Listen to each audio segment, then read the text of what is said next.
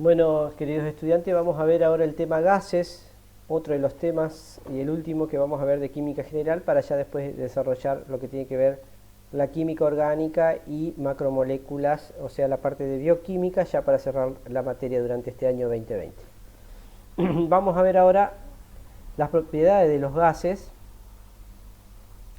en general.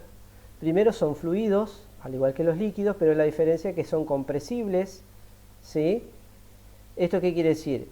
Que tienden a ocupar todo el espacio o el volumen que tiene disponible, pero también se pueden comprimir, es decir, que pueden pasar del estado gaseoso al estado líquido, como ocurre por ejemplo con el gas natural comprimido, que llega como en forma de gas a través de las cañerías, ¿sí?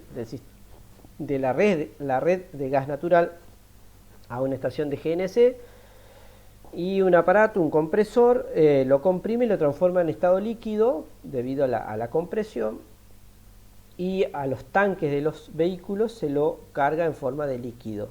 Eso sí, debido a esta propiedad de ser compresibles.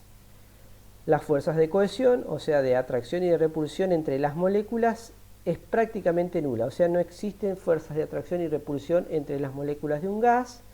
Esto le permite que las moléculas se muevan en todas direcciones y sentidos, o sea, en un total desorden. La densidad es muy baja, recuerden que la densidad es la relación entre la masa y el volumen, o sea, como el volumen que puede ocupar un gas es tremendamente grande si lo tiene disponible, y la masa siempre va a ser la misma, o sea, el número de moles, la densidad de un gas siempre es muy baja. El volumen ocupado no depende de la naturaleza, sino del número de moléculas, o sea, no depende de qué tipo de gas es el volumen que va a ocupar ese gas, sino que depende de la cantidad de moléculas de ese gas. Lo que sí depende del tipo de molécula o de la naturaleza es la masa de un gas, o sea, no es lo mismo la masa de 10 moléculas de oxígeno que la masa de 10 moléculas de hidrógeno, ¿sí? Eso sí depende de la naturaleza.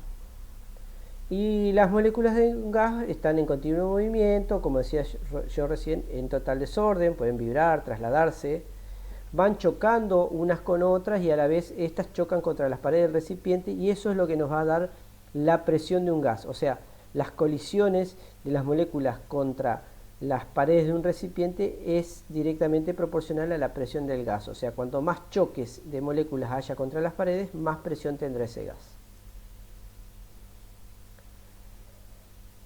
¿Cuáles son? Bueno, como siempre, la presión es fuerza sobre superficie. En el caso del gas es choques en la superficie del recipiente que los contiene, y algunas unidades.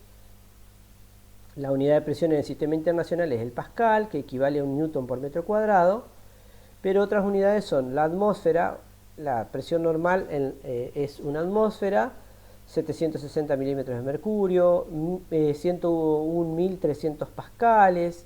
El bar es otra unidad de presión, ¿sí? El milibar, el hectopascal, son todas unidades que se utilizan para medir la presión.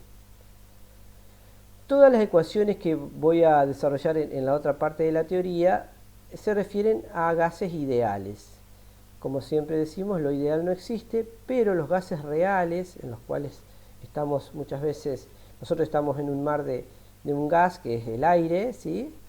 En determinadas condiciones el gas real se comporta como ideal. ¿Cuándo sucede eso? Un gas se considera ideal cuando el volumen que ocupa ese gas es despreciable, ¿sí? Frente al del recipiente donde lo contiene. Y esto es así, o sea, una molécula de gas es infinitamente pequeña con respecto a cualquier recipiente que lo contenga. O sea que esta parte, vuelvo a repetir, para que un gas sea ideal, la molécula del gas debe ser infinitamente pequeña con respecto al recipiente que lo contiene. Y las fuerzas de atracción deben ser nulas, o sea, las fuerzas de cohesión.